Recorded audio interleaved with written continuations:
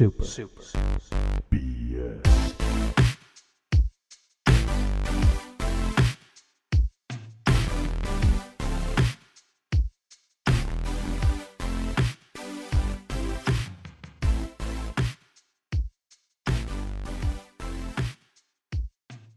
What's up, guys? Josh here from the Super BS Gamescast, as well as the Pop Culture Cosmos show on the Podcast Radio Network. I'm coming at you with my review of the game Maze, created by Finish Line Studios, a Toronto-based studio that is responsible for the remaster of Cell Damage, a little game some of you guys might remember as a vehicular combat game that looks half Borderlands, half Twisted Metal. It was fun, but forgettable.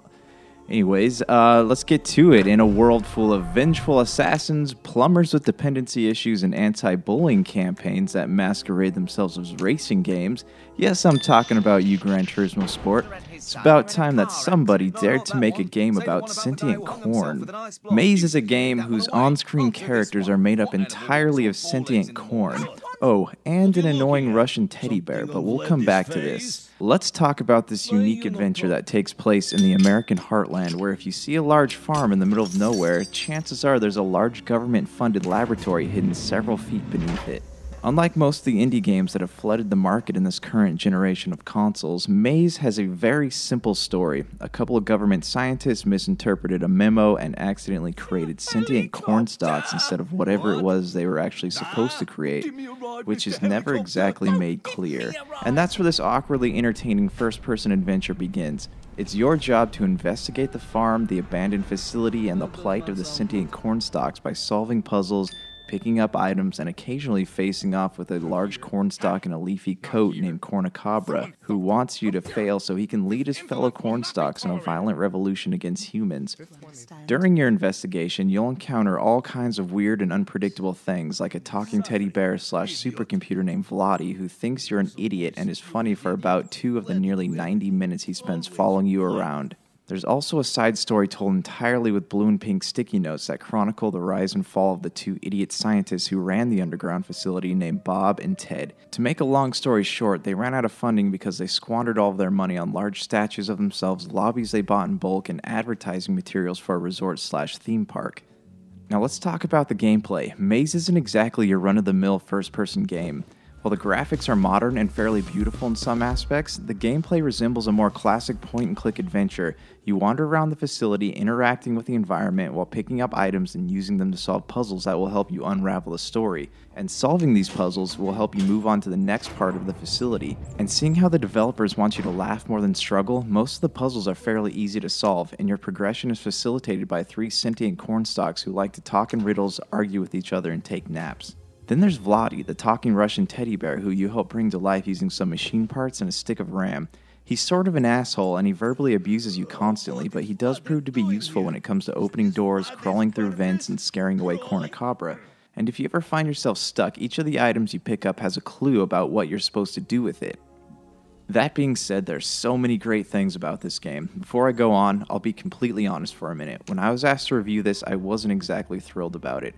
Gaming season has officially started, and I have Assassin's Creed Origins, Super Mario Odyssey, and Wolfenstein 2 still in their wrapping and sitting on the shelf next to my consoles. So it's kind of like torture playing another game and not being able to play those. But if you couldn't tell, the gaming scene is about to experience a renaissance of sorts, with large studios causing the collapse of AAA gaming in our bank accounts by filling games with loot boxes, unavoidable multiplayer, and in-game purchase options. The future of video games may very well rest in the hands of indie developers. And if Maze is any indication of the quality we're going to get, the future is in good hands. Anyway, I digress. Maze's simplicity is one factor that works heavily in its favor. By keeping the plot a mystery and revealing it little by little through optional and unavoidable interactions, the developers were able to take a game with very few in-game mechanics and keep it interesting to the very end. The graphics are also worth being mentioned.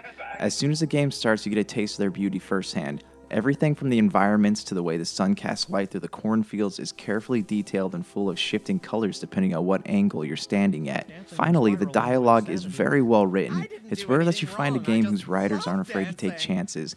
Maze does a good job of taking random and occasionally awkward topics and ideas and using them to develop both the characters and the narrative as a whole. To put it simply, it's funny. As for the bad, well, the flaws in this game are few and far between, the main one being how annoying Vladi the talking Russian teddy bear is, though I guess he sort of redeems himself in the end. Other than that, the loading times when moving from one area to the next are almost Skyrim bad, as in it sometimes takes over a minute for the next area to load, and you can be left wondering if the game froze. Then there's the soundtrack. I get that the game is supposed to have a Monty Python X-Files vibe to it, but the music does very little to facilitate the mood of the game and sounds like it was done entirely on a synthesizer using only 3 or 4 notes.